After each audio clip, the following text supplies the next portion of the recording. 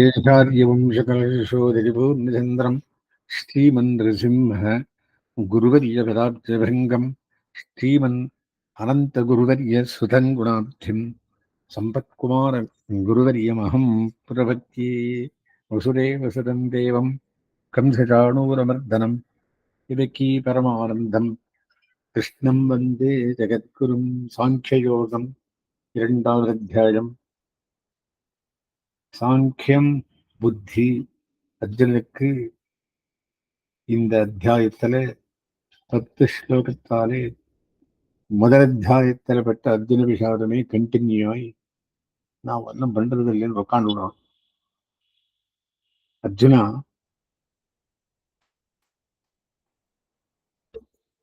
ಈ ವಿಷಯದಲ್ಲಿ ಅರ್ಜುನ ವಿಷಾದ ಯೋಗ ಅನ್ನತಕ್ಕಂಥದ್ದು ಯುದ್ಧ ಭೂಮಿಯಲ್ಲಿ ಯುದ್ಧ ಮಾಡಲಾರೆ ಅಂತ ಕುಳಿತ ಅರ್ಜುನನಿಗೆ ಭಗವಾನ್ ಕೃಷ್ಣ ಪರಮಾತ್ಮ ಹುರಿದುಂಬಿಸುತ್ತಾನೆ. ಮೊದಲು ಏನು ಹೇಳ್ತಾನೆ ಅಂತಂದರೆ ಸಾಂಖ್ಯಯೋಗ ಅನ್ನೋದನ್ನು ಹೇಳಿ, ಆತ್ಮ ಬೇರೆ ಪರಮಾತ್ಮ ಬೇರೆ, ಆತ್ಮ ಬೇರೆ ದೇಹ ಬೇರೆ, ಇದು ಮೂರು ಸೇರಿ ಏನಾಗಿದೆಯಾ ಪರಮಾತ್ಮನಲ್ಲಿ ಸಕಲವೂ ಇದೆ. ನಿನ್ನಲ್ಲಿ ಆತ್ಮ ಆಗಿರತಕ್ಕಂಥ ನಿನ್ನಲ್ಲಿ ಪರಮಾತ್ಮ ಸಂಬಂಧವೂ ಉಂಟು, ಅದಕ್ಕೆ ಅಯನ ಸಂಬಂಧ ಅಂತ ಹೆಸರು. ದೇಹ ಸಂಬಂಧವೂ ಉಂಟು, ಅದಕ್ಕೆ ಅಚಿತ್ ಸಂಬಂಧ ಅಂತ ಹೆಸರು. ಸೊ ದೇಹದಲ್ಲಿ ಇರತಕ್ಕಂತಹ ಆತ್ಮೆಗೆ ಈ ಕಡೆ ತಿರುಗಿದ್ರೆ ಅಚಿತ್ ಸಂಬಂಧ, ಆ ಕಡೆ ತಿರುಗಿದ್ರೆ ಅಯನ ಸಂಬಂಧ. ಅಚಿತ್ ಸಂಬಂಧ ಹೋಗಿಸಿಕೊಳ್ಳಬೇಕು, ಅಯನ ಸಂಬಂಧ ಬೆಳೆಸಿಕೊಳ್ಳಬೇಕು. ಇದನ್ನು ಹೇಳೋದಕ್ಕೋಸ್ಕರವಾಗಿ ಸಾಂಖ್ಯಯೋಗ ಅಂತ ಹೇಳಿ, ಆತ್ಮ ಬೇರೆ ದೇಹ ಬೇರೆ ಅಂತ ಹೇಳಿ 20 ಶ್ಲೋಕದಿಂದ ಆತ್ಮನಿಗೆ ಅರಿವಿಲ್ಲ. ನೈನಂಚಿಂದಂತೆ ಶಸ್ತ್ರಾಣಿ ನೈರಂಧಿರ್ಪಾವಘ ನಚೈರಂಕ್ಲೇದಕಂತ್ಯಾಪಃ ನ ಶೂಷಯಿತು ಮಾರುತಃ ಅಚ್ಛೇದ್ಯೋಯಂ ಅದಾಶ್ಯೋಯಂ ಅಕ್ಲೇದ್ಯೋಯಂ ಅಶೋಷ್ಯೇವಚ ಅಂತ ಆತ್ಮರಕ್ಷೆಗಳನ್ನೆಲ್ಲ ಹೇಳಿ, ಆನಂತರದಲ್ಲಿ ಕ್ಷತ್ರಿಯ ಧರ್ಮವನ್ನು 8 ಶ್ಲೋಕದಲ್ಲಿ ಹೇಳಿ, ಕೊನೆಯ ಶ್ಲೋಕದಲ್ಲಿ 38ನೇ ಶ್ಲೋಕದಲ್ಲಿ ಪರಮಾತ್ಮ ಏನ್ ತಿಳಿಸ್ತಾನೆ, ಲಾಭಾಲಾಭೌ ತಸ್ಮಾತ್ ಯುದ್ಧಾಯ ಯೋಜ. ಸಮತಾಭಾವವನ್ನು ಹೊಂದಿ, ದ್ವಂದ್ವದಲ್ಲಿ ಸಮತಾಭಾವವನ್ನು ಹೊಂದಿ ಯುದ್ಧದಲ್ಲಿ ಯುದ್ಧ ಮಾಡಿದ್ರೆ ನನಗೆ ಯಾವ ಪಾಪವು ತಟ್ಟುವುದಿಲ್ಲ. ಅಥವಾ ವಾ ಪ್ರಾಪ್ಸಿಸಿ ಸ್ವರ್ಗಂ, ಸತ್ತೋದ್ರೆ ಸ್ವರ್ಗಕ್ಕೆ ಹೋಗ್ತೀಯ. ಜಿತ್ವಾ ವಾ ಭೋಕ್ಷಸೆ ಮಹಂ, ಗೆದ್ದರೆ ರಾಜ್ಯ ಬಾಳುತ್ತೀಯ. ಆದ್ದರಿಂದ ಯುದ್ಧ ಮಾಡುವಂತ ಪ್ರೋತ್ಸಾಹಿಸಿ ಕ್ಷತ್ರಿಯ ಧರ್ಮವನ್ನು 8 ಶ್ಲೋಕದಲ್ಲಿ ಹೇಳಿ, 38 ಶ್ಲೋಕ ಅರ್ಜುನನ ಪ್ರಶ್ನೆಗೆ ಉತ್ತರ. ಏನು ಪ್ರಶ್ನೆ? ಬೇಡದೆ ಇರುವ ಜಾಗದಲ್ಲಿ ಇರತಕ್ಕಂಥ ಅಸ್ಥಾನದಲ್ಲಿ ಸ್ನೇಹ ಕಾರುಣ್ಯ ತೋರಿಸಲಿಕ್ಕೆ ಹೋಗಿ ಅವಂದೇ ಒಂದು ವಾದವನ್ನು ಹೇಳ್ಕೊಂಡು ಹೋಗಿ, ಎಲ್ಲ ಸರಿ ಇಲ್ಲಪ್ಪ, ನೀನು ಕ್ಷತ್ರಿಯ, ನಿನ್ನ ಧರ್ಮ ಯುದ್ಧ ಮಾಡತಕ್ಕಂಥದ್ದು, ಅದು ಯಾದೃಚ್ಛಿಕವಾಗಿ ಸಿಕ್ಕಿದೆ, ಅದರಲ್ಲಿ ನಿನ್ನ ಪುಣ್ಯವೇ ಹೊರತು ಪಾಪವಿಲ್ಲ, ನೀನು ಯಾರನ್ನು ಕೊಲ್ತಾ ಇಲ್ಲ.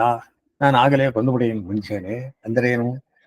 ಅವರ ಆತ್ಮ ದೇಹ ಬೇರ್ಪಡಿಸುವ ಕೆಲಸ ಮಾತ್ರ ನನಗೆ, ದೇಹಕ್ಕಲೆ ಉಂಟು, ಆತ್ಮಗಳಿಲ್ಲ ಅಂತೆಲ್ಲ ಹೇಳಿ ಸಾಂಖ್ಯಯೋಗವನ್ನು ಹೇಳಿ ಕ್ಷತ್ರಿಯ ಧರ್ಮವನ್ನು ಹೇಳಿ ಹುರಿದುಂಬಿಸಿ ಅರ್ಜುನನ ಈ ಶ್ಲೋಕವನ್ನು ಹೋಗಲಾಡಿಸುತ್ತಾನೆ ಪರಮಾತ್ಮ. ಇಷ್ಟು ನಿನ್ನೆವರೆಗಾಗಿದ್ದು. ಇವತ್ತೇನು? ಎರಡು ವಿಷಯ. ಅದು ಏನು? ಧರ್ಮ ವಿಚಾರ. ಏನು ಧರ್ಮ ವಿಚಾರ? ಒಂದು ಕರ್ಮಯೋಗ, ಮತ್ತೊಂದು ಜ್ಞಾನಯೋಗ. ಕರ್ಮಯೋಗ ಮಾಡತಕ್ಕಂಥದ್ದು, ಮಾಡತಕ್ಕಂಥ ಕೆಲಸವನ್ನ ನೆಟ್ಟಿಗೆ ಮಾಡು. ಜ್ಞಾನಯೋಗ ಮಾಡತಕ್ಕಂಥದ್ದು ಬುದ್ಧಿ ಇಟ್ಟುಕೊಂಡು ಮಾಡು. ಅಂದರೆ ಏನು? ಯಾವ ಕೆಲಸ ನೋಡಬೇಕಾದರೂ ಯೋಗ ಕರ್ಮಸು ಕೌಶಲಂ, ಕುಶಲಿಯಿಂದ ಮಾಡತಕ್ಕಂಥದ್ದು ಯೋಗ. ಆದ್ದರಿಂದ ಇಂದಿನ 15 ಶ್ಲೋಕದಲ್ಲಿ ಕರ್ಮಯೋಗವನ್ನು, 19 ಶ್ಲೋಕದಲ್ಲಿ ಜ್ಞಾನಯೋಗವಾದ ಸ್ಥಿತಪರಿಗೆ ಲಕ್ಷಣವನ್ನು ಹೇಳಿ ಮುಂದಕ್ಕೆ ಇದೆಲ್ಲಂದರೆ 2 ಅಧ್ಯಾಯದಲ್ಲಿ ವಿವರಿಸ್ತಾನೆ. ಮೂರನೇ ಅಧ್ಯಾಯ ಕರ್ಮಯೋಗ ವಿವರಣೆ, ನಾಲ್ಕನೇ ಅಧ್ಯಾಯ ಜ್ಞಾನಯೋಗ ವಿವರಣೆ. ಕರ್ಮಜ್ಞಾನ ಎರಡು ಹಕ್ಕಿಗಳ ರೆಕ್ಕೆ ಇದ್ದ ಹಾಗೆ. ಕರ್ಮವೂ ಬೇಕು, ಜ್ಞಾನವೂ ಬೇಕು. ಕರ್ಮ ಅಂದರೆ ಕೆಲಸ, ಜ್ಞಾನ ಅಂದರೆ ಅರಿವು. ಕೆಲಸ ಮಾಡುವಾಗ ಅರಿವಿರಬೇಕು, ಅರಿವಿಲ್ಲದೆ ಕೆಲಸ ಮಾಡಿದ್ರೆ ಕೈಕಾಲು ಸುತ್ತಕೊಳ್ಳುತ್ತೆ, ಏನಾದರೂ ಎಡವಟ್ಟಾಗುತ್ತೆ. ಆದ್ದರಿಂದ ಏನು ಕೆಲಸ ಮಾಡಬೇಕಾದರೂ ಜ್ಞಾನದಿಂದ ಮಾಡಬೇಕು. ಆದ್ದರಿಂದ ಜ್ಞಾನ ಕರ್ಮ ಸಮುಚ್ಚಯ ಎಲ್ಲಿರುತ್ತೋ ಅಲ್ಲಿ ಸನ್ಯಾಸ ಯೋಗ ಬರುತ್ತೆ. 5ನೇ ಅಧ್ಯಾಯ ಸನ್ಯಾಸ ಯೋಗ ಬಂದರೆ ಅಲ್ಲೇನಾಗುತ್ತೆ, ಧ್ಯಾನಕ್ಕೆ ಹೋಗುತ್ತದೆ. ಅಂದರೆ ನೀನು ಸುಮ್ಮನೆ ಕೆಲಸ ಮಾಡ್ತೇನೆ ಎತ್ತಿನ ತರಹ ಕೆಲಸ ಮಾಡಿದಿರಬೇಡ, ಧ್ಯಾನವನ್ನು ಮಾಡಬೇಕು. ಧ್ಯಾನ ವಿಶಿಷ್ಟತೆ ಇರತಕ್ಕಂತಹ ಆ ಆಧ್ಯಾತ್ಮ ಯೋಗವನ್ನು 6ನೇ ಅಧ್ಯಾಯದಲ್ಲಿ ಹೇಳಿ, ಇದೆಲ್ಲ ಮಾಡೋದರಿಂದ ಆತ್ಮ ಸಾಕ್ಷಾತ್ಕಾರವಾಗುತ್ತೆ. ಆತ್ಮ ಸಾಕ್ಷಾತ್ಕಾರ ಪರಮಾತ್ಮ ಸಾಕ್ಷಾತ್ಕಾರಕ್ಕೆ ದಾರಿ ಮಾಡಿಕೊಡುತ್ತೆ ಅಂತ ಮುಂದಿನ ಅಧ್ಯಾಯದಲ್ಲಿ ಹೇಳ್ಕೊಂಡು ಹೋಗ್ತಾರೆ. ಇವು ಎರಡೇ ಸಬ್ಜೆಕ್ಟ್ ಇವತ್ತು. ಮೊದಲನೆಯದು ಕರ್ಮಯೋಗ, ಎರಡನೆಯದು ಜ್ಞಾನಯೋಗದ ಸ್ಥಿತಪ್ರಜ್ಞತೆ. ಒಂದು 15 ಶ್ಲೋಕ, ಮತ್ತೊಂದು 19 ಶ್ಲೋಕ. ಇದರಲ್ಲಿ ಅರ್ಜುನ ಪ್ರಶ್ನೆ ಮಾಡ್ತಾನೆ, ಬಹಳ ಕಾಲದಿಂದ ಕೂಡಿಕೊಂಡು ಬಂದು ಬಂಧನಕ್ಕೆ ಕಾರಣವಾಗಿರುವ ಪುಣ್ಯಪಾಪಗಳೆರಡನ್ನು ಈ ಬುದ್ಧಿಯೋಗವನ್ನು ಹೊಂದಿರುವನು ಕಳೆದುಕೊಳ್ಳುವರು. ಆದ್ದರಿಂದ ಈ ಬುದ್ಧಿಯೋಗಕ್ಕಾಗಿ ಸಾಧನೆ ಮಾಡು. ಬುದ್ಧಿಯೋಗ, ಸಾಂಖ್ಯಯೋಗ. ಏನು ಬುದ್ಧಿ? ಆತ್ಮ ಬೇರೆ, ದೇಹ ಬೇರೆ. ಆದ್ದರಿಂದ ಕರ್ಮವನ್ನು ಮಾಡಬೇಕಾಗಿ ಇರುವಾಗ ಈ ಬುದ್ಧಿಯೋಗವನ್ನು ಬೆಳೆದುಕೊಳ್ಳುವವರಿಗೆ ಬಹಳ ಸಾಮರ್ಥ್ಯ ಬೇಕು ಅಂತ ಹೇಳಿ ಮುಗಿಸ್ತಾನೆ. ನಿನ್ನೆದರಲ್ಲಿ ಇವತ್ತೇನು ಕೇಳ್ತಾನೆ ಅರ್ಜುನ, ಇಂಥ ಬುದ್ಧಿಯೋಗವನ್ನು ಹೊಂದಿದವರಿಗೆ ಆಗೋ ಪ್ರಯೋಜನವೇನು? ನಾ ಬುದ್ಧಿಯಲ್ಲಿ ಕೆಲಸ ಮಾಡ್ತೀನಿ, ನನಗೇನು ಬಂತು ಪ್ರಯೋಜನ ಹೇಳಿ. ಅರ್ಜುನ, ಕರ್ಮದಿಂದಾಗುವ ಫಲವನ್ನು ತ್ಯಾಗ ಮಾಡಿ ಕರ್ಮವನ್ನು ಮಾಡುವ ಬುದ್ಧಿಯೋಗ ಯುಕ್ತರು ಹುಟ್ಟು ಸಾವಿಗಳಿಂದ ಕೂಡಿದ ಸಂಸಾರದಿಂದ ಬಿಡಿಸಿಕೊಂಡು ಪರಮಾತ್ಮನ ಪರಮವನ್ನು ಸೇರುತ್ತಾರೆ. ಸಂಸಾರದಿಂದ ಬಿಡುಗಡೆ ಸಿಗುತ್ತೆ ಕಾಣಿ. ಇದರಿಂದ ನಾನು ಹೇಳಿದ ಅಂಶವು ನಿನ್ನ ಅನುಭವಕ್ಕೆ ಗೋಚರವಾಗುತ್ತದೆ. ಮೇಲೆ ಹೇಳಿದಂತೆ ನಿಷ್ಕಾಮ ಕರ್ಮಾನುಷ್ಠಾನ ಮಾಡಿದಾಗ ಅದರಿಂದ ಚಿತ್ತಕಲ್ಮಶವೆಲ್ಲ ಕಳೆದು ಹೋಗುತ್ತದೆ. ಆಗ ನಿನ್ನ ಬುದ್ಧಿಯು ಫಲಸಂಗಕ್ಕೆ ಕಾರಣವಾದ ಮೋಹವನ್ನು ದಾಟುತ್ತದೆ. ಫಲಾದಿಗಳನ್ನು ತ್ಯಾಗ ಮಾಡಬೇಕೆಂದು ಇದುವರೆಗೆ ನನ್ನಿಂದ ನೀನು ಕೇಳಿದ ವಿಷಯದಲ್ಲಿ ಮತ್ತು ಮುಂದೆ ಕೇಳಬಾರದ ವಿಷಯದಲ್ಲಿ ನೀನು ನಿರ್ವೇದ ಹೊಂದುತ್ತೀಯೇ. ಆಸೆ ಇರಲ್ಲ. ಹೇಯವಾದದರಲ್ಲಿ ಆಸಕ್ತಿಯು, ಉಪಾದೇಯವಾದದರಲ್ಲಿ ಅನಾಸಕ್ತಿ ಇರುವುದನ್ನು ಪರಾಮರ್ಶೆ ಮಾಡಿ ನೀನೇ ನಿನ್ನನ್ನು ನಿಂದಿಸಿಕೊಳ್ಳುತ್ತೀಯೇ. ನನ್ನಿಂದ ಇದನ್ನೆಲ್ಲ ಕೇಳಿದ್ದರಿಂದ ವಿಶೇಷತಃ ದೃಢವಾದ ನಂಬಿಕೆ ಹೊಂದಿದ ನಿನ್ನ ಬುದ್ಧಿ ಯಾವಾಗ ಏಕರೂಪವಾಗಿ ನಿರ್ಮಲವಾದ ನಿನ್ನ ಮನಸ್ಸಿನಲ್ಲಿ ನೆಲೆ ನಿಲ್ಲುತ್ತದೆಯೋ ಆಗ ನೀನು ನಿನ್ನ ಆತ್ಮವನ್ನು ಸಾಕ್ಷಾತ್ಕರಿಸಿಕೊಳ್ಳುತ್ತೀಯೇ. ವ್ಯವಸಾಯಾತ್ಮಿಕ ಬುದ್ಧಿ ಏಕೇಹ ಕುರನಂದನ ಬಹುಶಾಖಾಖ್ಯಾಂತಾಶ್ಚ ಬುದ್ಧಿಯೋ ಅವ್ಯವಸಾಯಿನ. ಈ ಆತ್ಮಾವಲೋಕನ ಹೇಗೆ ಸಿದ್ಧಿಸುವುದು ಎಂದಿದೆಯಾ? ಮೊದಲು ಶಾಸ್ತ್ರದಿಂದ ಆತ್ಮಸ್ವರೂಪ ತಿಳಿಯಬೇಕು. ಶಾಸ್ತ್ರ ಏನು ಹೇಳುತ್ತೆ? ಆತ್ಮ ಅಣು, ಆತ್ಮ ಜ್ಞಾನಾನಂದಮಯ, ಆತ್ಮ ಶರೀರದಲ್ಲಿ ಸಿಕ್ಕೊಂಡಿರುತ್ತೆ, ಕಣ್ಣು ಕಾಣಿಸೋದಿಲ್ಲ, ಅವ್ಯಕ್ತೋಯಂ ಎಲ್ಲ ಲಕ್ಷಣ ಹೇಳ್ಕೊಂಡ್ ಬರ್ತಾನೆ. ಅನಂತರ ತಿರುಗಿ ಹೇಳ್ತೀನಿ ಈಗ. ಅನಂತರ ಆತ್ಮಜ್ಞಾನದೊಡನೆ ಕರ್ಮಯೋಗವನ್ನು ಮಾಡಬೇಕು. ಆತ್ಮಜ್ಞಾನ ಅಂದರೇನು? ಆತ್ಮ ಬೇರೆ ದೇಹ ಬೇರೆ ತೆಲುಗು ಕೆಲಸ ಮಾಡಬೇಕು, ಅದೇ ಕರ್ಮಯೋಗ. ಆ ಕರ್ಮಯೋಗದಿಂದ ಜ್ಞಾನ ನಿಷ್ಠೆ ಉಂಟಾಗುತ್ತೆ. ಕರ್ಮ ಮಾಡಿ ಮಾಡಿ ಜ್ಞಾನ ಅಂದ್ರೆ ಏನು ಕೆಲಸ ಮಾಡಬೇಕಾದರೂ ಗಮನವಾಗಿ ಮಾಡಬೇಕು ಅಂತ ಜ್ಞಾನ ಬರುತ್ತೆ. ಸ್ಪೆಷಲೈಸೇಷನ್ ಅಂತಾರೆ. ಅದನ್ನೇ ಸ್ಥಿತಪ್ರಜ್ಞತೆ ಎನ್ನುತ್ತಾರೆ. ಆ ಜ್ಞಾನಿಷ್ಠ ರೂಪವಾದ ಸ್ಥಿತಪ್ರಜ್ಞತೆ ಆತ್ಮ ಸಾಕ್ಷಾತ್ಕಾರವನ್ನು ಉಂಟು ಮಾಡುತ್ತದೆ. ಮುಂದಿನ ಸಬ್ಜೆಕ್ಟ್ ಇದು ಯಾವುದು? ಸ್ಥಿರಪಡಿರತಕ್ಕಂಥದ್ದು. ಅದಕ್ಕೆ ಮುಂಚೆ ವಿಷಯ ಏನಪ್ಪಾ ಅಂತಂದ್ರೆ, ಮೊದಲು ಆತ್ಮಸ್ವರೂಪವನ್ನು ತಿಳಿಸಿ. ಏನಂತ? ಆತ್ಮ ನೈನಂಛಿಂದಂತಿ ಶಸ್ತ್ರಾಣಿ ನೈನಂಧರಿ ಪಾವಕಃ ಚೈನಂ ಕ್ಲೇರಿಯಂತ್ಯಾಭ ಇದೆಲ್ಲ ಹೇಳಿ ಈ ಜ್ಞಾನವನ್ನು ಹೊಂದಿದವನು ಮೋಕ್ಷಕ್ಕೆ ಸಾಧನವಾದ ಕರ್ಮಯೋಗವನ್ನು ನಡೆಸುತ್ತಾನೆ. ಮೊದಲು ಏನ್ ತಿಳ್ಕೋಬೇಕು? ಆತ್ಮ ದೇಹ ಎರಡೂ ಬೇರೆ. ತಿಳ್ಕೊಂಡು ಕರ್ಮಾನುಷ್ಠಾನ ಮಾಡುವಾಗ ಯಾವ ಬುದ್ಧಿಯಿಂದ ಮಾಡಬೇಕು ಅನ್ನೋದನ್ನು ಹೇಳುತ್ತೇನೆ ಕೇಳು. ಈ ಕರ್ಮಯೋಗ ಎಂಬುದು ಬಹಳ ಮಹತ್ವ ಹೊಂದಿದೆ. ಡ್ಯೂಟಿ. ಇದನ್ನು ಆರಂಭ ಮಾಡಿ ಮಧ್ಯೆ ಬಿಟ್ಟರೂ ಅದು ನಷ್ಟವಾಗುವುದಿಲ್ಲ. ಅರ್ಧ ಕೆಲಸ ಮಾಡಿದ್ರೆ ಬೇರೆ ಯಾರೋ ಕಂಟಿನ್ಯೂ ಮಾಡ್ಕೊಂಡು ಹೋಗ್ತಾರೆ.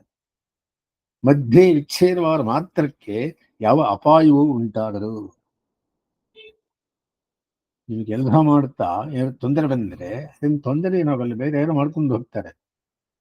ಈ ಕರ್ಮಯೋಗವನ್ನು ಸ್ವಲ್ಪ ಅನುಷ್ಠಿಸಲು ಮಹತ್ತರವಾದ ಭಯದಿಂದ ಕಾಪಾಡುತ್ತದೆ.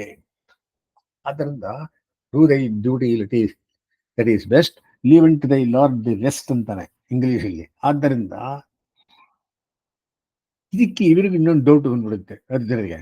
ಕೃಷ್ಣ ಕರ್ಮಯೋಗ ಮೋಕ್ಷಕ್ಕೆ ಸಾಧನವೆನ್ನುತ್ತೀಯೇ, ಕಾಮ್ಯಗಳನ್ನು ಮಾಡುವಾಗ ಇರುವ ಬುದ್ಧಿಗಿಂತ ಇದು ಬೇರೆ ಯಾವುದೇ? ಆದರೆ ಅದು ಎಂದರು ಸ್ವಾಮಿ? ನಿತ್ಯಕರ್ಮ ನೈಮಿತ್ಯಕರ್ಮ ಮೋಕ್ಷ ಬರುತ್ತೇನೆ. ಕಾಮ್ಯಕರ್ಮ ಮಾಡಿದ್ರೆ ಏನು? ಕಾಮ್ಯಕರ್ಮ ಅಂದ್ರೆ ಏನು? ಆಸೆಗೋಸ್ಕರ ಅನ್ನು ಮಾಡಿಸೋರು. ರಾಜಸೂರಿ ಯಾಗ, ಅಶ್ವಮೇಧ ಯಾಗ, ವಾಜಪೇಯಿ ಯಾಗ, ಪುತ್ರಕಾಮೇಷ್ಟಿ ಯಾಗ, ದಶರಥ ಎಲ್ಲ ಮಾಡಲಿಲ್ಲ. ಇದೆಲ್ಲ ಕಾಮ್ಯ ಮಾಡತಕ್ಕಂಥದ್ದು. ಅದಕ್ಕೇನು ಫಲ ಉಂಟು? ಅಯ್ಯ ಕುರುನಂದನ, ಈ ಮೋಕ್ಷವನ್ನಿಚ್ಛಿಸಿ ಕರ್ಮ ಮಾಡುವ ಬುದ್ಧಿ ಒಂದೇ ಗುರಿಯನ್ನು ಹೊಂದಿರುತ್ತದೆ.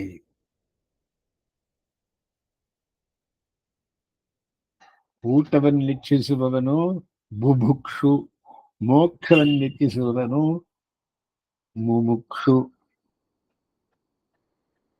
ಮೋಕ್ಷವನ್ನಿಚ್ಛಿಸುವವನು ನಿವೃತ್ತಿ ಮಾರ್ಗದಲ್ಲಿ ಹೋಗ್ತಾನೆ. ಬಾಡಿ ಬಿಲ್ಡರು ಪ್ರವೃತ್ತಿ ಮಾರ್ಗದಲ್ಲಿ ಹೋಗ್ತಾನೆ, ಬುಭುಕ್ಷು ಅಂತ ಹೆಸರು. ಆದರೆ ಈ ಮೋಕ್ಷವನ್ನಿಚ್ಛಿಸುವವನು ಒಂದೇ ಗುರಿಯನ್ನು ಹೊಂದಿರುತ್ತಾನೆ. ಅವನ ಬುದ್ಧಿ ನಿಶ್ಚಯಾತ್ಮಕವಾಗಿದೆ. ವ್ಯವಸಾಯಾತ್ಮಿಕ ಬುದ್ಧಿ ಏಕೇಹ ಕುರಂದನ ಬಹುಶಕಾಕ್ಷರಂತಾಶ್ಚ ಬುದ್ಧಯೋ ಅವ್ಯವಸಾಯಿನಾಂ ಅಂತಾನೆ. ಅವನು ಆತ್ಮಸ್ವರೂಪದ ಖಚಿತವಾದ ಅರಿವಿನೊಡನೆ ಕರ್ಮಗಳನ್ನು ಮಾಡುತ್ತಾನೆ. ಅವನು ಬಯಸುವ ಫಲ ಒಂದೇ, ಅದಾದರೂ ಮೋಕ್ಷವೇ. ಮೋಕ್ಷ ಅಂದ್ರೇನು? ಬಿಡುಗಡೆ. ಯಾವುದರಿಂದ ಬಿಡುಗಡೆ? ಪುನರ್ಜನ್ಮದಿಂದ ಬಿಡುಗಡೆ. ಅದು ಹೇಗೆ ಸಿಗುತ್ತೆ? ಹೇಳ್ತೀನಿ ಕೇಳು. ಅವನು ಕರ್ಮಗಳನ್ನೆಲ್ಲ ಅವೊಂದು ಫಲಕ್ಕಾಗಿ ನಡೆಸುತ್ತಾನೆ. ಏನು ಕೆಲಸ ಮಾಡಿದವನು ಬಿಡುಗಡೆ ಸಿಗುವಂತಹ ಮೋಕ್ಷಕ್ಕೆ ಹೋಗಬೇಕು. ಇಲ್ಲೇ ತೆಗೆದು ಹಾಕೊಂಡಿರುತ್ತಾ ಮೋಕ್ಷ ಸಿಗಾಕೊಂಡ್ರೆ, ಕೆಲಸಕ್ಕೆ ಸಿಗಾಕೊಂಡ್ರೆ ಪುನರ್ಜನ್ಮ ಕಟ್ಟಿಟ್ಟ ಬುದ್ಧಿ. ಬೇರೊಂದು ಪ್ರಯೋಜನದ ಅಪೇಕ್ಷೆ ಅವನಿಗೆ ಇರುವುದಿಲ್ಲ. ಯಾರೇ? ಮೋಕ್ಷೇಚ್ಛು, ಮುಮುಕ್ಷು. ಆದರೆ ಕಾಮ್ಯ ಕರ್ಮಗಳನ್ನು ಮಾಡುವವನ ಬುದ್ಧಿ ಏಕಮುಖವಾಗಿರುವುದಿಲ್ಲ. ನಿಮಗೋಸ್ಕರ ಏನಾದರೂ ಮಾಡಿಕೊಂಡ್ರೆ ಅವನ ಬುದ್ಧಿ ಏಕಾಗ್ರವಾಗಿರುವುದಿಲ್ಲ. ಅನೇಕ ಅವಾಂತರ ಪ್ರಯೋಜನಗಳನ್ನು ಉಂಟಂತೆ ಅನೇಕ ಫಲಗಳಿಗಾಗಿ ಕಾಮ್ಯಕರವನ್ನು ಮಾಡುತ್ತಾನೆ. ಸ್ವರ್ಗವೋ, ಮಕ್ಕಳೋ, ಪಶುಗಳೋ, ಅನ್ನವೋ, ಸಂಪತ್ತೋ, ಅಧಿಕಾರವೋ, ಸ್ಥಾನವೋ, ಮಾನವೋ ಇವುಗಳನ್ನು ಬಯಸಿ ಕರ್ಮವನ್ನು ಬೆಂಬತ್ತುವನು ಕಾಮ್ಯ ಕರ್ಮಿ. ಈ ಅಪೇಕ್ಷೆಗಳು ಅನಂತ. There is no limit for your desires. ಬಹುಮುಖ, ಮಲ್ಟಿಪಲ್ ಫೇಸೆಟೆಡ್. ಆದ್ದರಿಂದ ಅವನ ಬುದ್ಧಿ ಬಹುಮುಖವಾದ. ಅವನ ಬುದ್ಧಿ ಬಹುಶಾಖಾಕ್ಷರಂತಾಶ್ಚ ಬುದ್ಧಿಯೋ ಅವ್ಯವಸಾಯಿನಾಂ. ಈ ಅವಾಂತರಗಳೊಡನೆ ಕೂಡಿದ ವಿವಿಧವಾದ ಫಲಗಳಲ್ಲಿ ಆಶೆಯನ್ನು ಬಿಟ್ಟು ಮೋಕ್ಷವೆಂಬ ಒಂದೇ ಪ್ರಯೋಜನಕ್ಕಾಗಿ ಎಲ್ಲ ಕರ್ಮಗಳನ್ನು ಉದ್ದೇಶಿಸಿ ಆಚರಿಸಬೇಕು.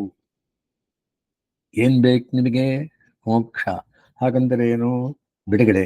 ಬಿಡುಗಡೆ ಎಂದರೆ ಏನು? ತಿರುಗಿ ಹುಟ್ಟಬಾರದು, ತಿರುಗಿ ಹುಟ್ಟಿದೇನೆಯೇ ಹೌದು, ಇನ್ನು ಹುಟ್ಟೆ ಅನೇಕ ಜನ್ಮದಿಂದ ಬಂದಿರತಕ್ಕಂತಹದ್ದು, ಇನ್ನು ತಪ್ಪಿಸೋಕ್ಕಾಗೋಲ್ವೇ? ಬಿಕಮ್ಮೆ ಮುಮುಕ್ಷು. ಮುಮುಕ್ಷು ಅಂದ್ರೇನು? ಬಿಡುಗಡೆ. ಎಲ್ಲಾ ಕರ್ಮಗಳನ್ನು ಮೋಕ್ಷ ಒಂದಕ್ಕೆ ಪ್ರಯೋಜನಕ್ಕಾಗಿ ಆಚರಿಸಬೇಕು, ಕಾಮ್ಯ ಕರ್ಮಗಳನ್ನು ಪೂರ್ಣವಾಗಿ ಬಿಡಬೇಕು. ಹೀಗೆ ಇವುಗಳೆಲ್ಲ ವ್ಯತ್ಯಾಸವಿದೆ.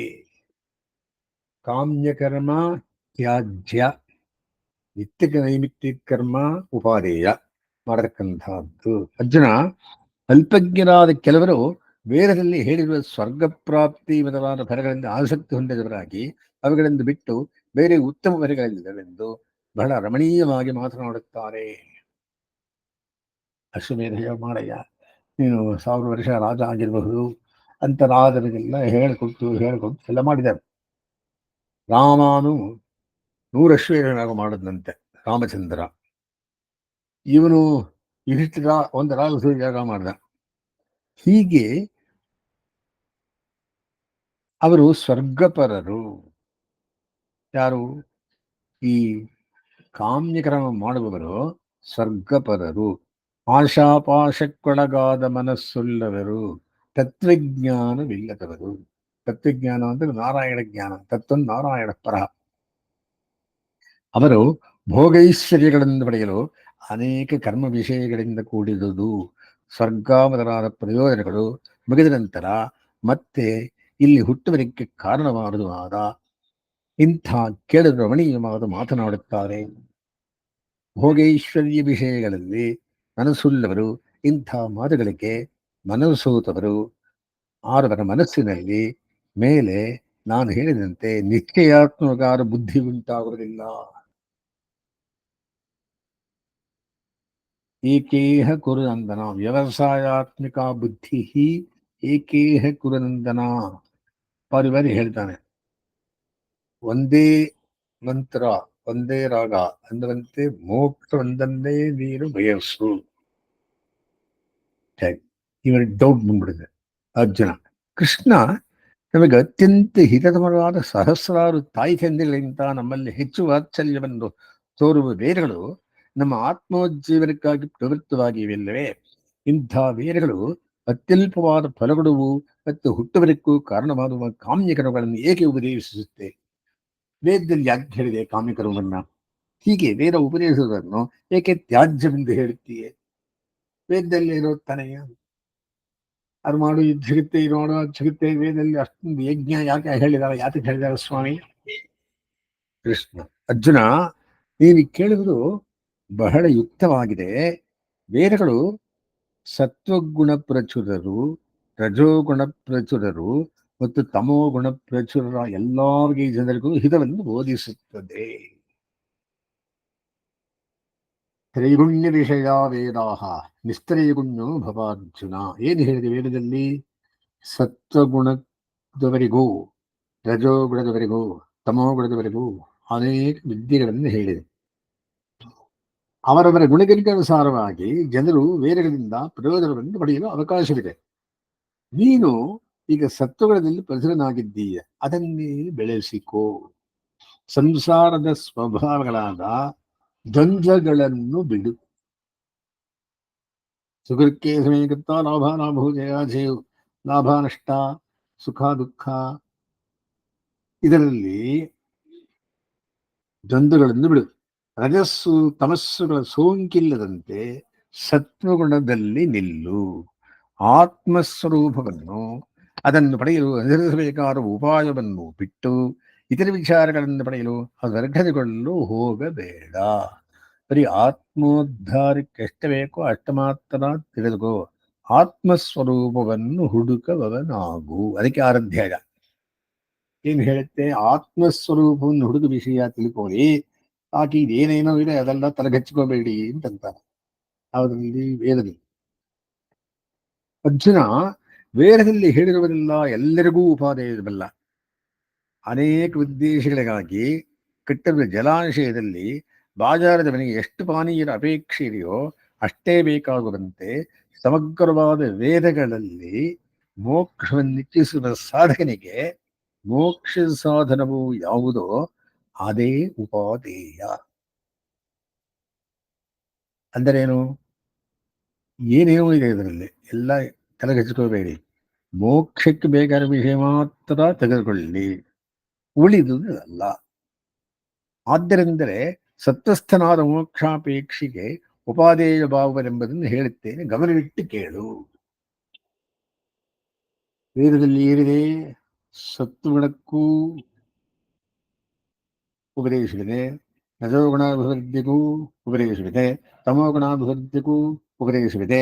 ನಿನಗೆ ಸತ್ವಗುಣ, ನೀನು ಸತ್ಯಯುಕ್ತನಾದ್ದರಿಂದ ವೇದದಲ್ಲಿ ಹೇಳಿರತಕ್ಕಂತಹ ಸತ್ವಗುಣ ಆರ್ಜನೆಗೆ ಹೇಳ್ತೀನಿ, ಗಮನವಿಟ್ಟು ಕೇಳು. ಕರ್ಮವನ್ನು ಮಾಡುವುದರಲ್ಲಿ ಮಾತ್ರ ನಿನಗೆ ಅಧಿಕಾರ, ಕರ್ಮಣ್ಯೇವಾಧಿಕಾರಸ್ಥೆ. ಅವುಗಳಿಗೆ ಸಂಬಂಧಿಸಿದ ಫಲಗಳಲ್ಲಿ ನಿನಗೆ ಯಾವಾಗಲೂ ಅಧಿಕಾರವಿಲ್ಲ. ಮಾ ಫಲೇಶು ಕದಾಚನ. ಇಂಪಾರ್ಟೆಂಟ್ ಶ್ಲೋಕ, 47ನೇ ಶ್ಲೋಕ, 2ನೇ ಅಧ್ಯಾಯದಲ್ಲಿ. ಕರ್ಮ ಮಾಡುವುದಕ್ಕೆ ಪ್ರಯೋಜನ ಕಾಣವಾಗದಿರಲಿ. ಮಾ ಕರ್ಮಫಲ ಹೇತುರ್ಭೂಹು. ಕರ್ಮ ಮಾಡದೆ ಇರುವುದರಲ್ಲಿ ನಿನ್ನ ಮನಸ್ಸು ಹೋಗದಿರಲಿ. ಮಾತೇ ಸಂಗೋಸ್ತು ಅಕರ್ಮಣಿ. ಕರ್ಮ ಮಾಡದೇ ಇರುವುದರಲ್ಲಿ ನಿನ್ನ ಮನಸ್ಸು ಹೋಗದಿರಲಿ. ನಿತ್ಯ ಸತ್ವಸ್ಥನಾದ ಮುಮುಕ್ಷುವಿಗೆ ಕರ್ಮ ಮಾಡುವುದರಲ್ಲಿ ಮಾತ್ರ ಅಧಿಕಾರ, ಕರ್ಮಣ್ಯೇವ ಅಧಿಕಾರಸ್ಥೆ. ಅವುಗಳ ಫಲಗಳಲ್ಲಿ ಅವನಿಗೆ ಆಸಕ್ತಿ ಇರುವುದಿಲ್ಲ. ಮಾ ಫಲೇಶು ಕದಾಚನ. ಏಕೆಂದರೆ ಫಲದಲ್ಲಿ ಆಶೆ ಇದ್ದರೆ ಆ ಕರ್ಮ ಬಂಧಕವಾಗುತ್ತದೆ. Attachment brings bondage. ಫಲದಲ್ಲಿ ಆಶೆ ಇಲ್ಲದೆ ಕರ್ಮವನ್ನು ನನ್ನ ಸೇವೆ ಎಂದು ಮಾಡಿದರೆ ಅದರಿಂದ ಮೋಕ್ಷ ಲಭಿಸುತ್ತದೆ.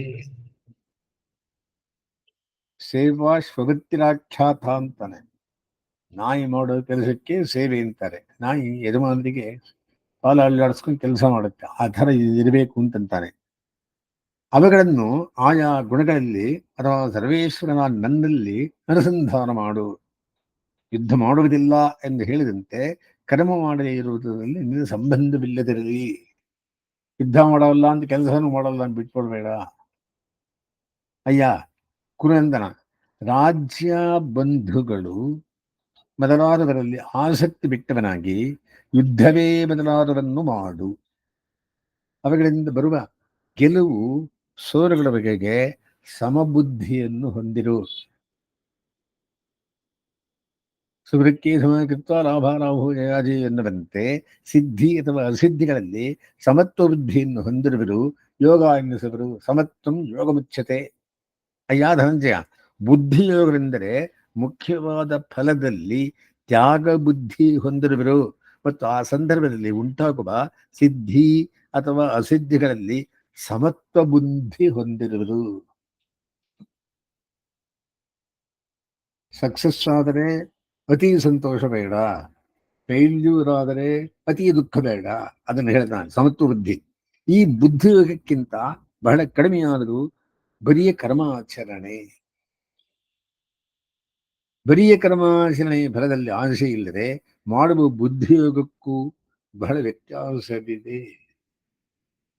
ಬರಿಯ ಕರ್ಮಾಚರಣೆ ದುಃಖರೂಪವಾಗಿ ಸಂಸಾರದಲ್ಲಿ ತೊಡಗಿಸುತ್ತದೆ. ಬುದ್ಧಿಯೋಗ ಸಾಂಸಾರಿಕ ದುಃಖರೂಪವಾಗಿ ಸಂಸಾರ ತೊಡಗಿಸು.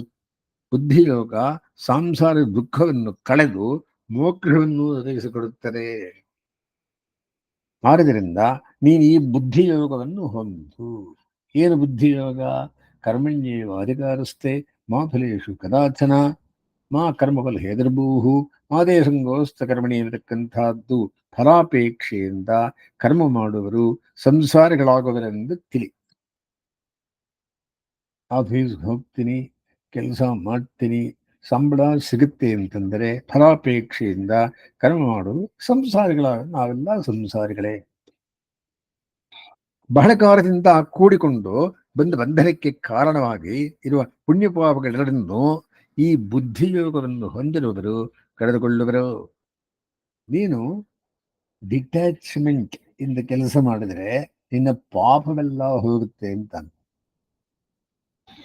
ಆದ್ದರಿಂದ ಈ ಬುದ್ಧಿಯೋಗಕ್ಕಾಗಿ ಸಾಧನೆ ಮಾಡು. ಯಾವ ಬುದ್ಧಿಯೋಗ? ಮೂರು ತ್ಯಾಗದಿಂದ ಮಾಡತಕ್ಕಂತಹ ಕರ್ಮ: ಕರ್ತೃತ್ವ ತ್ಯಾಗ, ಫಲತ್ಯಾಗ, ಮಮತಾ ತ್ಯಾಗ. ಆಡಿದ್ರಿಂದ ಈ ಬುದ್ಧಿಯೋಗಕ್ಕಾಗಿ ಸಾಧನೆ ಮಾಡು ಕರ್ಮವನ್ನು ಮಾಡಬೇಕಾಗಿಯೇ ಇರುವಾಗ ಹೀಗೆ ಬುದ್ಧಿಯೋಗವನ್ನು ಬೆಳೆದುಕೊಳ್ಳುವುದಕ್ಕೆ ಬಹಳ ಸಾಮರ್ಥ್ಯ ತೋರಬೇಕು.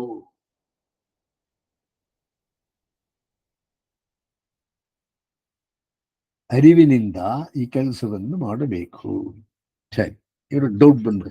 ಇಂಥ ಬುದ್ಧಿಯೋಗವನ್ನು ಹೊಂದಿದವರಿಗೆ ಆಗುವ ಪ್ರಯೋಜನವೇನು?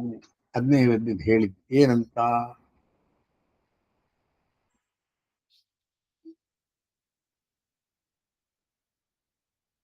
ಆತ್ಮಾವಲೋಕನ ಸಿದ್ಧಿಸುತ್ತದೆ. ಯಾವುದರಿಂದ?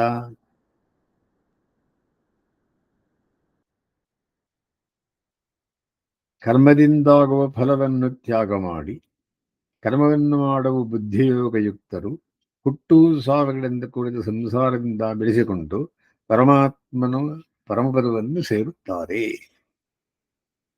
ಆದ್ದರಿಂದ ಈ ಆತ್ಮಾವಲೋಕನ ಸಿದ್ಧಿಸುವುದು ಮೊದಲು ಶಾಸ್ತ್ರದಿಂದ ಆತ್ಮಸ್ವರೂಪ ತಿಳಿಯಬೇಕು. ಅನಂತರ ಆತ್ಮಜ್ಞಾನದೊಡನೆ ಕರ್ಮಯೋಗವನ್ನು ಮಾಡಬೇಕು. ಕರ್ಮಯೋಗದಿಂದ ಜ್ಞಾನನಿಷ್ಠೆ, ಅದನ್ನು ಸ್ಥಿತಪ್ರಜ್ಞತೆ ಎನ್ನುತ್ತಾರೆ. ಈ ಜ್ಞಾನನಿಷ್ಠಾ ರೂಪವಾದ ಸ್ಥಿತಪ್ರಜ್ಞತೆ ಆತ್ಮ ಸಾಕ್ಷಾತ್ಕಾರವನ್ನು ಉಂಟು ಮಾಡುತ್ತದೆ, ನಿಲ್ಲಿಸ್ತಾನೆ. ತಿರುಗಿ ಡೌಟ್ ಏನಂತ: ಮನಸ್ಸನ್ನು ಹತೋಟಿಯಲ್ಲಿಟ್ಟುಕೊಂಡಿರುವ ಸ್ಥಿತಪ್ರಜ್ಞನ ಸ್ವರೂಪವೇನು? ಅವನು ಏನನ್ನು ಮಾಡುತ್ತಾನೆ? ಅವನು ನಡೆಯುವುದೆಂತು? ಅವನು ಹೇಗೆ ಆಸೀನನಾಗುತ್ತಾನೆ? ಅವನು ಮಾತು, ನಡೆ, ಕ್ರಿಯೆಗಳನ್ನು ಹೇಗೆ ನಡೆಸುತ್ತಾನೆ? ಸ್ಥಿತಪ್ರಜ್ಞಸ್ಯ ಕಾ ಭಾಷಾ ಸ್ಥಿತತಿ ಕಿಂ ಪ್ರಭಾಷೇತ ಎಲ್ಲ ಸಾರ ಕ್ವಶನ್ ಕೇಳ್ತಾನೆ. ಕೃಷ್ಣ ಪರಮಾತ್ಮ ಉತ್ತರ ಕೊಡ್ತಾನೆ. ತನ್ನ ಮನಸ್ಸನ್ನು ಆತ್ಮನಲ್ಲಿಯೇ ನಿಲ್ಲಿಸಿ ಅದರಿಂದಲೇ ಸಂತೋಷಗೊಂಡವನಾಗಿ ಅದಕ್ಕಿಂತ ಬೇರೆಯಾದ ಆಸೆಗಳೆಲ್ಲವನ್ನೂ ಸಂಪೂರ್ಣವಾಗಿ ಬಿಟ್ಟು ಬಿಟ್ಟವನು ಸ್ಥಿತಪ್ರಜ್ಞನಿಸುವನು. ಆತ್ಮನ್ಯೇವಾತ್ಮನ ತುಷ್ಟ ಸ್ಥಿತಪ್ರಜ್ಞೆ ತರೋಚ್ಯತೆ.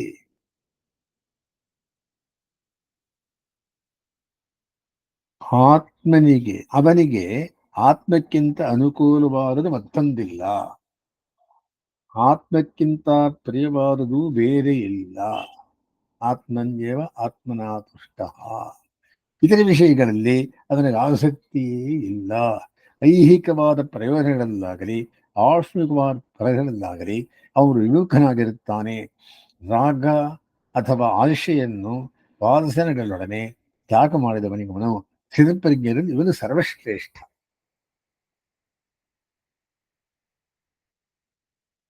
ಎರಡನೇದು, ಇದಕ್ಕಿಂತ ಹಿಂದಿನ ಸ್ಥಿತಿಯಲ್ಲಿರುವವನ ವಿಷಯ ಹೇಳುತ್ತೇನೆ ಕೇಳು.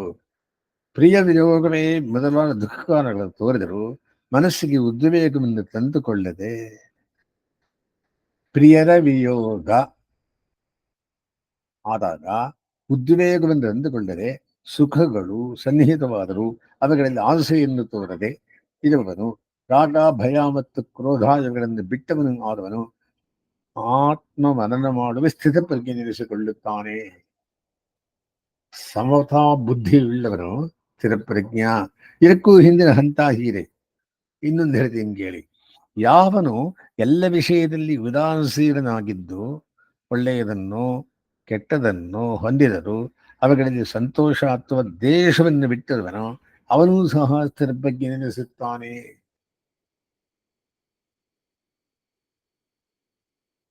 ಇದಕ್ಕೂ ಸ್ವಲ್ಪ ಕೆಳಗಿನ ದಿಶೆಯಲ್ಲಿರುವನು ವಿಚಾರವನ್ನು ಕೇಳು. ಆಮೆಯು ತನ್ನ ಅವಯವಗಳನ್ನೆಲ್ಲ ಹೇಗೆ ಒಳಕ್ಕೆ ಎಳೆದುಕೊಳ್ಳುವುದೋ ಹಾಗೆ ಇಂದ್ರಿಯಗಳಿಗೆ ವಿಷಯಗಳಾದ ಶಬ್ದಸ್ಪರ್ಶರು ರಸಗಂಧಾರಿಗಳಿಂದ ತನ್ನ ಇಂದ್ರಿಯಗಳನ್ನು ಯಾವನು ಹಿಂದಕ್ಕೆ ಸೆಳೆದುಕೊಂಡು ಮನಸ್ಸಿನಲ್ಲಿ ನೆಲೆನಿಲ್ಲಿಸುವನೋ ಅವನೂ ಸಹ ಸ್ಥಿರಪ್ರಜ್ಞನೇ. ಕೂರ್ಮೋಂಗಾರೀವ ಸರ್ವಶಃ ಆತ್ಮನ್ಯೇವ ಆತ್ಮನಾ ತುಷ್ಟ ಸ್ಥಿರಪ್ರಜ್ಞೆ ಸ್ತರೋಚ್ಯತೆ. ಹೀಗೆ ಜ್ಞಾನನಿಷ್ಠೆ 4 ವಿಧವಾಗಿದೆ. ಮೊದಲು ಹೊರಮುಖವಾದ ಇಂದ್ರಿಯಗಳನ್ನು ಒಳಗಿಡಿದುಕೊಂಡು ಮನಸ್ಸನ್ನು ಆತ್ಮನಲ್ಲಿ ಸೇರಿಸಲು ಪ್ರಯತ್ನಿಸಬೇಕು. ಇದು ಯತಮಾನ ಸಂಜ್ಞೆ ಮೊದಲ ಹಂತ. ಹೀಗೆ ಮಾಡಿದರೂ ಸಹ ಬಾಹ್ಯೇಂದ್ರಿಯಗಳ ಅಲ್ಪ ಸ್ವಲ್ಪ ಒಡೆದಿರುವ ರಾಗದ್ವೇಷಗಳಿಂದ ಕಲುಷಿತವಾದ ಮನಸ್ಸನ್ನು ಮತ್ತೆ ಮತ್ತೆ ವಿಷಯಗಳಲ್ಲಿ ತೊಡಗಿಸಿ ಯಾವುವು ಮನಸ್ಸು ಆತ್ಮನಲ್ಲಿ ನಿಲ್ಲಲು ಅಶಕ್ತವಾದೀತು. ಆದುದರಿಂದ ಅಳಿದುಳಿದಿರುವ ರಾಗದ್ವೇಷಗಳ ಶೇಷವನ್ನು ಉದಾಸೀನತೆಯಿಂದಲೂ ಅನಭಿನಂದನದಿಂದಲೂ ಪಕ್ವಗೊಳಿಸಬೇಕು. ಇದು ಎರಡನೇ ಹಂತ. ಇದೇ ವ್ಯತಿರೇಕ ಸಂಜ್ಞೆ. ದೋಷಗಳು ಪಕ್ವವಾದರೂ ಅನಾಧಿಕಾರದಿಂದ ವಿಷಯಾನುಭವ ಮಾಡುತ್ತಾ ಬಂದಿರುವುದರಿಂದ ಇರುವ ವಾಸನೆಯು ಆತ್ಮಾನುಭವ ಮಾಡಲು ಇಚ್ಛಿಸುವ ಮನಸ್ಸನ್ನು ಹಿಂದಕ್ಕೆ ಸೆಳೆದು ಬಿಟ್ಟೀತು.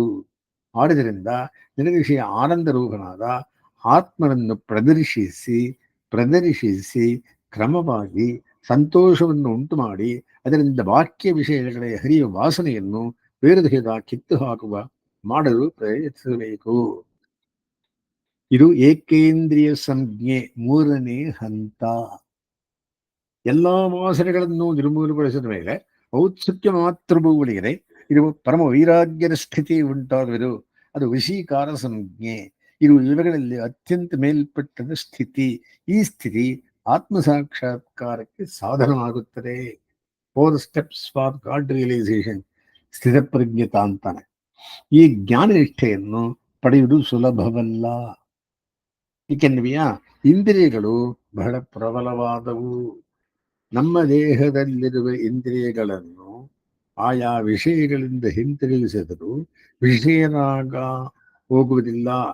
ಆಯಾ ವಿಷಯಗಳಿಂದ ಆತ್ಮಸ್ವರೂಪವು ಹೆಚ್ಚು ಸುಖಕರವೆಂದು ಕಂಡಾಗ, ಎಂದರೆ ಆತ್ಮಸ್ವರೂಪವನ್ನು ಕಂಡಾಗ ವಿಷಯರಾಗ ನಾಶವಾಗುತ್ತದೆ. ಹೀಗಿರುತ್ತೆ. ಅಪ್ಪ ಕೌಂತೆಯ, ಪ್ರಯತ್ನಶೀಲನಾದ ಪುರುಷನು ಎಷ್ಟೇ ಪ್ರಯತ್ನಪಟ್ಟರೂ ಬಲಯುತವಾದ ಇಂದ್ರಿಯಗಳು ಮನಸ್ಸನ್ನು ಬಲಾತ್ಕಾರವಾಗಿ ಸೆಳೆಯುತ್ತವೆ. ಸರಿ, ಇವನು ಡೌಟ್ ಬಂದ್ಬಿಡೋದು ಅರ್ಜುನಿಗೆ. ಅರ್ಜುನ, ಆತ್ಮದರ್ಶನವಾದ ಹೊರತು ವಿಷಯರಾಗ ಹೋಗುವುದಿಲ್ಲವೆಂದೆ, ವಿಷಯರಾಗ ಹೋಗುವುದು ಆತ್ಮದರ್ಶನ ಆಗುವುದಿಲ್ಲವೆಂದೆ. ಹಾಗಾದರೆ ಇದನ್ನು ಸಾಧಿಸುವುದೆಂತನು? ಬೀಜಾಂಕುರ ನ್ಯಾಯವಂತೆ. ಬೀಜ ಮೊದಲು ಬಂತ, ವೃಕ್ಷ ಮೊದಲು ಬಂತ ಅಂದರೆ ವೃಕ್ಷ ಅಂದರೆ ಬೀಜ ಇಲ್ಲ, ಬೀಜ ಇಲ್ಲದೆ ವೃಕ್ಷ ಇಲ್ಲ. ಆ ತರಹವಾಗಿ ಒಂದಕ್ಕೊಂದು ಆಶ್ರಯವಾಗಿ ಅಸಾಧ್ಯವೆಂದು ಕಾಣುವುದಲ್ಲ. ಆತ್ಮದರ್ಶನ ಆಗಬೇಕಾದ್ರೆ ವಿಷಯರಾಗ ಹೋಗಬೇಕು, ವಿಷಯರಾಗ ಹೋಗಬೇಕಾದ್ರೆ ಆತ್ಮದರ್ಶನ ಆಗಬೇಕು. ಇದಕ್ಕೆ ಇರುವ ಮಾರ್ಗವನ್ನು ಕೇಳು. ಉತ್ತರ ಹೇಳ್ತಾನೆ ಕೃಷ್ಣ ಪರಮಾತ್ಮ. ವಿಷಯಾನುರಾಗದಲ್ಲಿ ಮುಳುಗಿದ ದುರ್ಜಯವಾದ ಇಂದ್ರಿಯಗಳನ್ನು ವಿಷಯಗಳಿಂದ ತಡೆದು ನಿನ್ನ ಮನಸ್ಸನ್ನು ದಿವ್ಯಮಂಗಳ ವಿಗ್ರಹಿತನಾದ ನನ್ನಲ್ಲಿ ಸೇರಿಸು. ಪರಮಾತ್ಮನ ದಿವ್ಯಮಂಗಳ ವಿಗ್ರಹದಲ್ಲಿ ನನ್ನನ್ನು ಸೇರಿಸು. ಅಂದರೇನು? ಪರಮಾತ್ಮ ಚಿಂತನೆಯನ್ನು ಮಾಡು.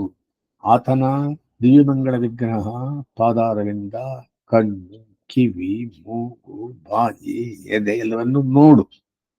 ಹಾಗೆ ನಿನ್ನ ಮನಸ್ಸು ನನ್ನಲ್ಲಿ ನೆಲೆ ನಿಂತರೆ ಅದರ ದೋಷವೆಲ್ಲ ಹೋಗಿ ನಿರ್ಮಲವಾಗುವುದು. ಕೋಲೆ ಅದಕ್ಕ ಅಂಥ ಮನಸ್ಸು ಇಂದ್ರಿಯಗಳನ್ನು ಅಡಗಿಸುತ್ತದೆ.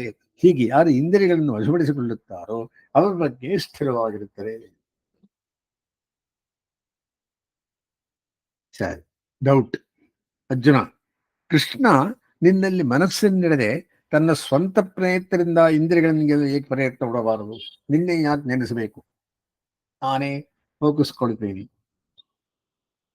ನಿನ್ ಮೇಲೆ ಯಾಕೆ ಮನಸ್ಸಿಡಬೇಕು? ನನ್ನ ಸ್ವಂತ ಪ್ರಯತ್ನ ಇಂದ್ರಿಯ ಜಯಕ್ಕಾಗಲ್ವೇ ಅಂತ ಕ್ವಶನ್ ಕೇಳ. ಟೀಚರ್ ಇಲ್ಲದೆ ನನಗೆಲ್ಲ ಬಂದ್ಬಿಡುತ್ತೆ, ಟೀಚರ್ನೇ ಕೇಳೋದು. ಆ ತರವಾಗಿ ಪಾರ್ಥ ನನ್ನಲ್ಲಿ ಮನಸ್ಸನ್ನಿಡದೆ ಪ್ರಯತ್ನ ಬಿಟ್ಟರೆ ಅದು ಸಫಲವಾಗದು. ಚೆನ್ನಾಗಿ ತಿಳ್ಕೊ. ನಾನು ಬಿಟ್ಬಿಟ್ರೆ ನಿನಗೇನು ಸಿಗೋಲ್ಲ ಅಂತಾನೆ, ನೀ ಪರದೇಶಿ ಆಗ್ತೀಯ ಅಂತಾನೆ. ಇಂದ್ರಿಯಗಳನ್ನು ಹತೋಟಿಗೊಳಪಡಿಸಿ ನಿಲ್ಲಿಸಿದರೂ ಅನಾದಿಯಾದ ಪಾಪವಾಸನೆ ಕಾರಣ ವಿಷಯಗಳ ಧ್ಯಾನ ತಪ್ಪದು. ಗುರುವಿನ ಗುಲಾಮನಾಗುವ ತನಕ ದೊರೆಯದನ್ನು ಮುಕ್ತಿ ಅಂತಾರೆ. ಆ ತರಹವಾಗಿ ನೀನು ನನ್ನ ನೆನೆಸದೆ ಹೋದರೆ ನಿನಗೆ ಪಾಪವಾಸನೆಯಿಂದ ವಿಷಯ ಧ್ಯಾನ ಇನ್ಕ್ರೀಸ್ ಆಗುತ್ತೆ. ವಿಷಯಗಳನ್ನು ನೆನೆಯುವವನಲ್ಲಿ ಸಂಘವು ವೃದ್ಧಿ ಹೊಂದುತ್ತದೆ, ಅಟ್ಯಾಚ್ಮೆಂಟ್ ಜಾಸ್ತಿ ಆಗುತ್ತೆ. ಸಂಘದಿಂದ ಕಾಮವುಂಟಾಗುತ್ತದೆ. ಧ್ಯಾಯತೋ ವಿಷಯಾನ್ ಪುಂಸಃ ಸಂಗಸ್ತೇಷೂಪಜಾಯತೆ ಸಂಗಾತ್ ಸಂಜಾಯತೆ ಕಾಮಃ ಕಾಮಾತ್ ಕ್ರೋಧೋಭಿಜಾಯತೆ ಕ್ರೋಧಾತ್ ಭವತಿ ಸಮ್ಮೋಹಃ ಸಮ್ಮೋಹಾತ್ ಸ್ಮೃತಿವಿಭ್ರಮಃ ಸ್ಮೃತಿಭ್ರಂಶಾತ್ ಬುದ್ಧಿನಾಶೋ ಬುದ್ಧಿನಾಶಾತ್ ಪ್ರಣಶ್ಯತಿ. 6 ಸ್ಟೇಜ್ ಹೇಳ್ಕೊಂಡ್ಬರ್ತಾ ಇರಲಿ. ಸಂಘದಿಂದ ಕಾಮ ಉಂಟಾಗುತ್ತದೆ. ಆಗ ಅದರ ಕಾರಣ ವಿಷಯಗಳನ್ನು ಅವನು ಅನುಭವಿಸಲು ತಯಾರ. ಕಾಮದಿಂದ ಕ್ರೋಧ ಉಂಟಾಗುತ್ತದೆ. ತನ್ನ ಆಸೆ ಹೆಚ್ಚಿರಲು ಆಶೆ ವಸ್ತು ದೊರಕದೆ ಇರುವಾಗ ಅದಕ್ಕೆ ಅಡ್ಡಿಯಾಡುವರು ಮೇಲೆ ಕೋಪ ಬೆಳೆಯುತ್ತದೆ. ಕ್ರೋಧದಿಂದ ಸಮೋಹ, ಅಂದರೆ ಇದನ್ನು ಮಾಡಬಹುದು ಇದನ್ನು ಮಾಡಬಾರದು ಎಂಬ ವಿವೇಚನಾ ಶಕ್ತಿ ಕಳೆದುಕೊಳ್ಳುತ್ತೀರಿ. ಇದು ಉಂಟಾದ ಮೇಲೆ ಸ್ಮೃತಿಭ್ರಂಶ, ಸ್ಮೃತಿಭ್ರಂಶದಿಂದ ಬುದ್ಧಿನಾಶ, ಆತ್ಮಜ್ಞಾನಕ್ಕಾಗಿ ಮಾಡಿದ ನಿಶ್ಚಯವಾದ ವಿನಾಶ. ಆದ್ದರಿಂದ ಪ್ರಣಾಶ ಎಂದರೆ ಸಂಸಾರದಲ್ಲಿ ಮಡಗಿ ಕಷ್ಟನಾಗುವನು. ಹೀಗೆ ಅವರು ಅವನ ಪಾಡು ಕೃಷ್ಣನ್ ನೆನೆಸ್ತೇ ಮಾಡಿದ್ರೆ ಎಲ್ಲ ಆಗುತ್ತೆ ಎಂದು ಹೇಳ್ತಾನೆ. ಆದರೆ ಅರ್ಜುನ ಮೇಲೆ ನಾನು ಹೇಳಿದಂತೆ ಯಾವನು ತನ್ನ ಮನಸ್ಸನ್ನು ಸರ್ವೇಶ್ವರನ ನನ್ನಲ್ಲಿ ನೆಲೆ ನಿಲ್ಲಿಸುವವನೋ ಅಂಥವನ ಇಂದ್ರಿಯಗಳ ಅವನಿಗೆ ಅಧೀನವಾಗಿರುವುದು. ಪರಮಾತ್ಮನ ಮೇಲೆ ನೆನೆಸುವುದನಿಗೆ ಅವನ ಇಂದ್ರಿಯ ಕಂಟ್ರೋಲ್ ಇರುತ್ತೆ. ರಾಗದ್ವೇಷಗಳನ್ನು ಅವನು ಬಿಡುವನು. ಆ ಇಂದ್ರಿಯಗಳು ವಿಷಯಗಳನ್ನು ತಿರಸ್ಕರಿಸುವುದು. ಅವನ ಮನಸ್ಸು ಅವನಿಗೆ ವಿಧೇಯವಾಗಿರುವುದು. ಹೀಗೆ ಆದ ಅವನು ಮನಃಶಾಂತಿಯನ್ನು ಪಡೆಯುವನು. ಅವನ ಅಂತಃಕರಣ ನಿರ್ಮಲವಾಗಿರುವುದು. ಯಾರ ಮನಸ್ಸು ಹೀಗೆ ಪ್ರಸನ್ನವಾಗಿರುವುದೋ ಅಂಥವನಿಗೆ ಪ್ರಕೃತಿಯ ಸಂಬಂಧದಿಂದ ಬರುವ ಸರ್ವ ದುಃಖಗಳು ದೂರವಾಗುವುದು. ದೋಷರಹಿತವಾಗಿ ಪ್ರಸನ್ನವಾದ ಮನಸ್ಸುಳ್ಳವನು ಬುದ್ಧಿಯು ಬೇಗ ಆತ್ಮ ವಿಷಯದಲ್ಲಿ ಸ್ಥಿರವಾಗಿ ನಿಲ್ಲುತ್ತದೆ. ನನ್ನಲ್ಲಿ ಮನಸ್ಸಿಡದವನಿಗೆ ಆತ್ಮ ವಿಷಯವಾದ ಬುದ್ಧಿ ಸಿದ್ಧಿಸುವುದಿಲ್ಲ. ಪರಮಾತ್ಮನ ನೆಲೆಗೆ ಹೋದರೆ ಆತ್ಮಸಿದ್ಧಿ ಆಗುವುದಿಲ್ಲ. ಆದ್ದರಿಂದಲೇ ಆತ್ಮ ವಿಷಯವಾದ ಚಿಂತನೆಯು ಸಿದ್ಧಿಸುವುದು. ಆತ್ಮ ಭಾವನೆ ಮಾಡದವನಿಗೆ ವಿಷಯರಾಗದೆ ಶಾಂತಿ ಇರದು.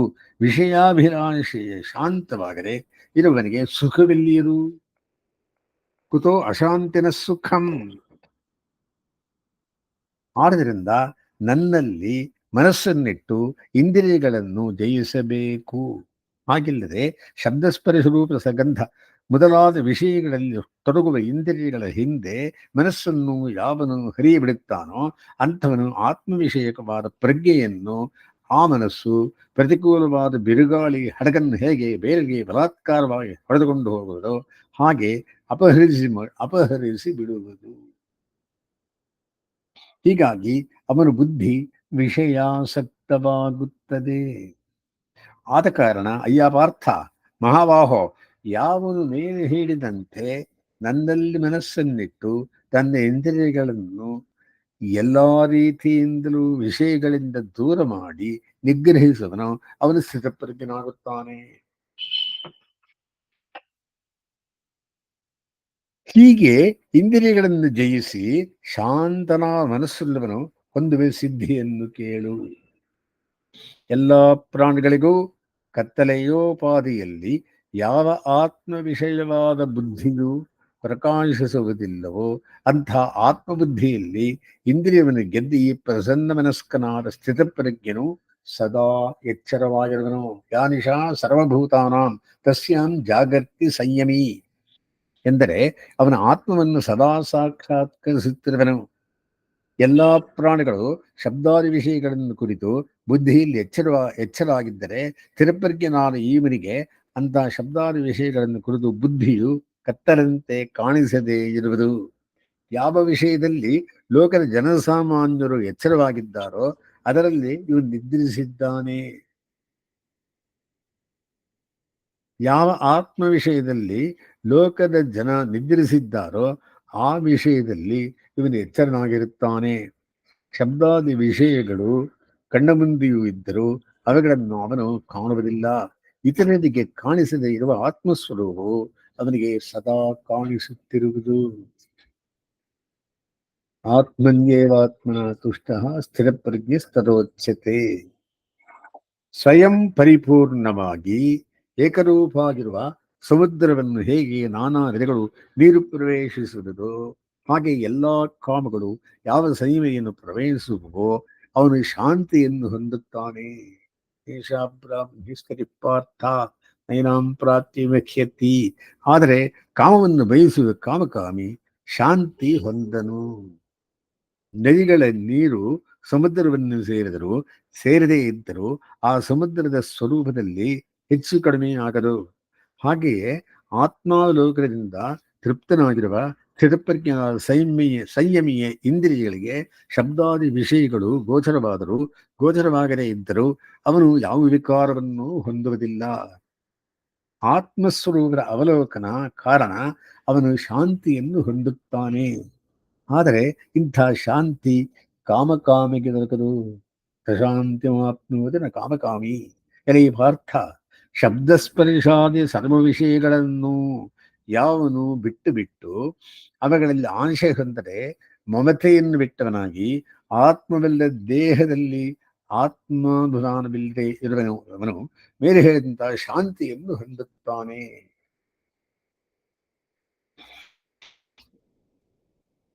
ಎಲ್ಲಿದೆ ರೀ ಶಾಂತಿ ಹಾಗಂತಂದ್ರೆ,